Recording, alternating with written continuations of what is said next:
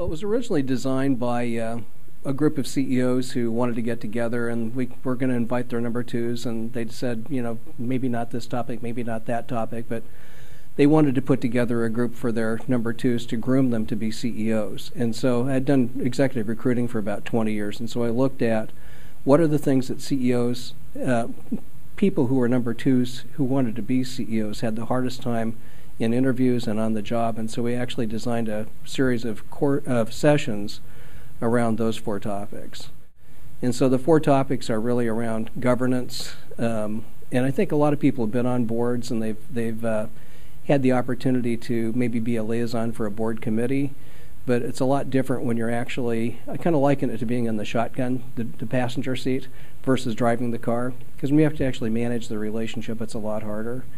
And I think what we're doing is we're helping them understand kind of what is the role of the board, what are the current demands of the board, how do you build diversity in terms of background and experience and contribution in the board, how do you build trust and strategic alignment and things that they probably are there and see, but they don't actually manage. And so it's really an opportunity for them to see how to do that. And the other sessions are in great strategy execution.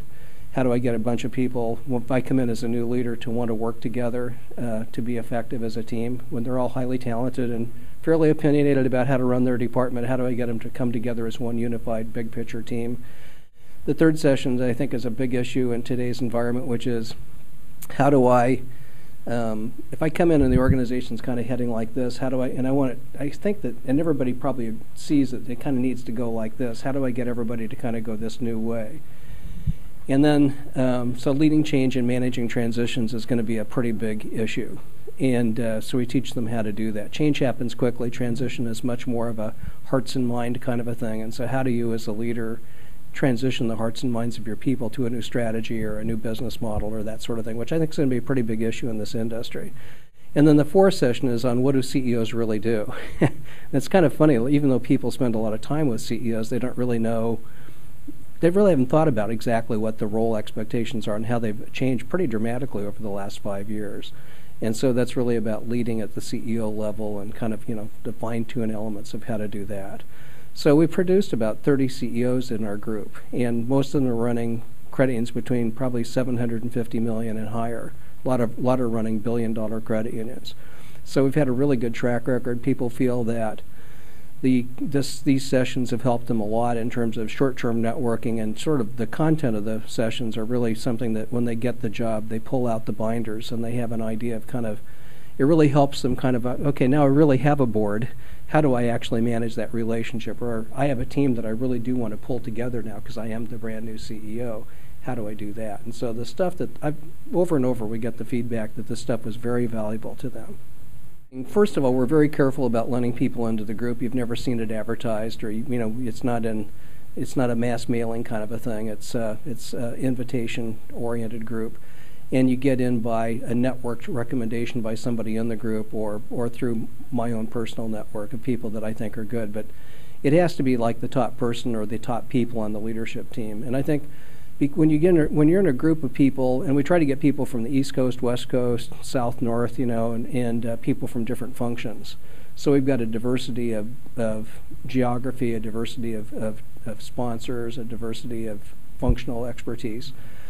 And so I think the benefit is really when you look around the table, there's a lot of different perspective on topics, and these are all best practice credit unions, and people love to know kind of how people are from different best practice credit unions are approaching the same issues that they're facing. Mm-hmm.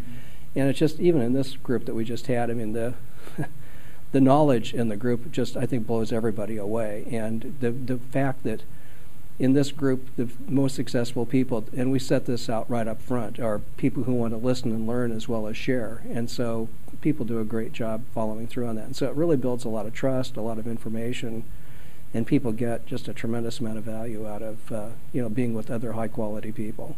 On these tables, the horsepower is really high. And so I think they love the ability to get with other people that are best in class. And, I think anybody would in any profession.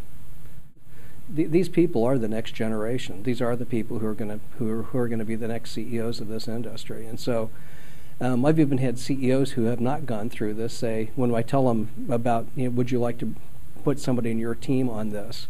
They're going like, man, I wish I had done this, because there was nothing like this for me before I became a CEO.